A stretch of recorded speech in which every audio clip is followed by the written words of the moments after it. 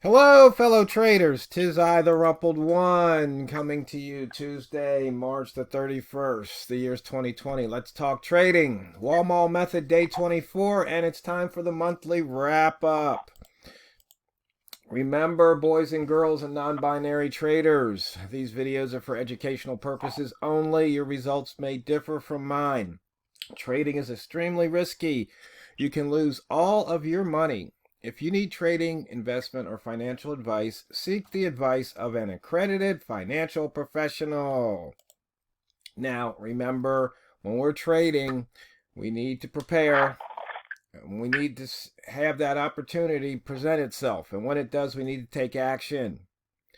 And if we win, we're profitable, it's luck, because we can't control the outcome on the positive side. But it's skill when we lose, because we lose only what we're willing to lose per trade, because that is our risk management. Okay, you can see here for the week we still have a few weekly open gaps that did not fill. And the pound at the moment is just 16 pips below the weekly open. And for the year, we are 847 pips below the yearly open and 376 below the monthly open at this time. And it looks like we're right here at the 1 pip above the daily open now too.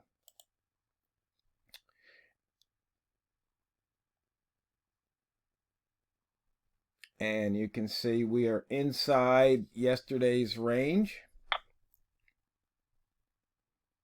15 pips below the open for the week. Yesterday was an inside bar, so we look to go long at 66 and short 24.66 and short at 23.17. And that short already paid off once. Lots of inside bar action today. So those of you who trade inside bars, today is your day. Range, more over 100 than under, so we still are enjoying ranges like we used to see in the early 2000s. And once again, we are right near the daily open and the weekly open. We took out the pivot point because it was right by the daily open. Rats, red rats, get ready to feast. But be careful, because we are near that daily open and price could shoot up. On the pivots, we are not near the weekly pivot, which is 121, 26, or 27. So that pivot could still get taken out this week. As far as the missed pivots, we missed this week's pivot and we missed the pivot 2 weeks ago. So there's still chances for those two pivots to be taken out.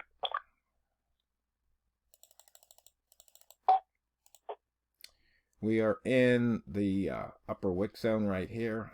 Or is it the lower? I think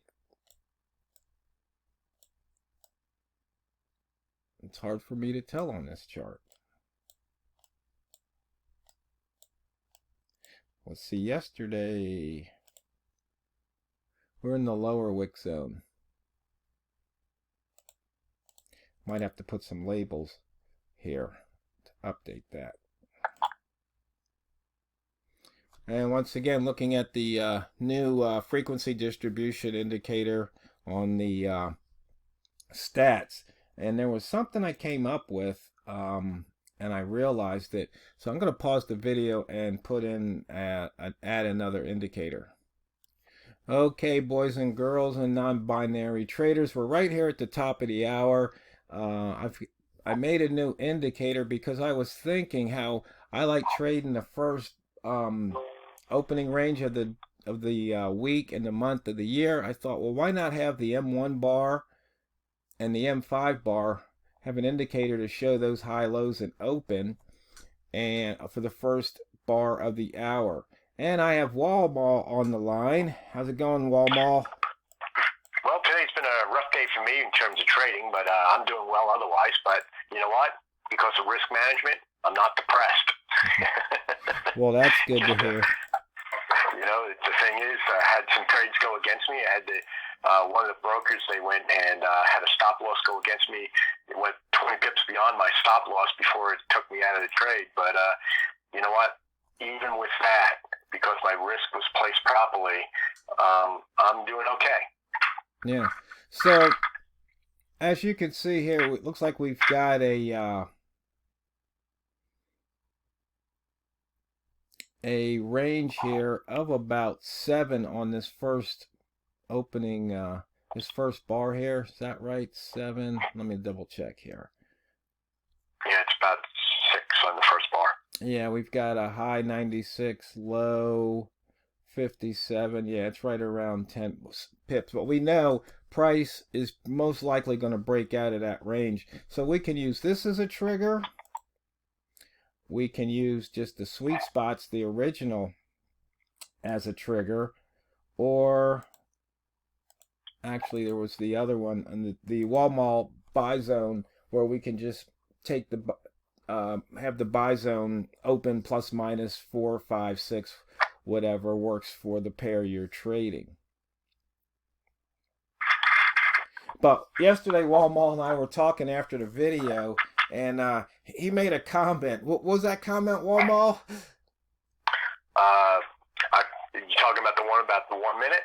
Well, or the 1 pip rather? Yeah. Or yeah, the one. Well, the reality is that depending on what you're risking, you can become wealthy on 1 pip. You can become very wealthy. You can become rich, I think is the actual word I used, on 1 pip. The thing is, do you have everything in place to go and prevent you when you do have losses? But, and I said this to you earlier today, and that is that what you need to do and keep in mind is that what you need to do is take what the market gives you, not what you want. And as long as you're on the positive side and you keep on taking those positive trades, that's the goal. Every trade is a new trade. Every trade is a new battle, so to speak. And you want to come on the top end of that as much as you can. And you know what? Even when you take battles, you're going to lose from time to time. Minimize your loss. Yeah, and what I've been doing, I've started listening to that Evan Longoria video that I've downloaded, so I always have it. And he says that you have to be where you need to be when you need to be there. That's number 1. And number 2, it's like follow the routine and get in the game. And what I notice is sometimes when price gets at the line, sometimes my brain starts to go into thinking. I start to scan. And it's like I just have to let go of all of that and just say, okay, price is at the line. That's telling me to short. I take the short. Take the short, because I don't know what's going to happen next. I get in the trade. I immediately set my stop loss at entry my 10 pips away. Then if the trade starts going in my direction, somewhere around 3 to 5 pips, depending on how fast it's moving, I move my stop to break even plus 1. And when Walmal and I were talking, when he said that thing about 1 pip being making you rich, it's like, you know what? That's why I need to start moving the break even up quicker, because there's a lot of times where I might be up 2-3 pips, and then the next thing I know, I'm down 2 because it just spiked against me 5 pips. And I think if you were watching this video, you saw how if you would have entered right here, price just spiked. Yeah, and I actually went and took that trade, and it took me out at 1 pip because I moved my stop loss to plus 1 as soon as it hit plus 3. I moved my stop loss to plus 3 to plus 1. Yeah. So I'm glad I did, because if you look at it now, it's turned completely. Right. So but this is the opening range here, the first minute. And in a when this candle closes, let's see, 1, 2, 3. We should be painting the 5 minute. Yeah, you see how it just painted there. Let me expand the chart. So you can see here's the low of the M5 candle. Here's the low or the high of the M5 candle, which is just slightly outside the M1. So right now, price is kind of range bound. So what you might want to do, if you want to trade the opening ranges, you wait the first 5 minutes and you don't start trading to maybe minute 6. Or what I mean by trading is you won't take a trade until minute 6. Right. You were trading before that because you're figuring out your game plan, but you don't take the trade until then. Exactly right. Right. And then if we come back here to the original, as you can see, it opened really close to 90. I don't even know if it gave you a chance to get in at 90. It was so close because the spread right now is somewhere between 1.8 and I think it was 2.3 when I first popped it up. So you may or may not been able to get in at the 90.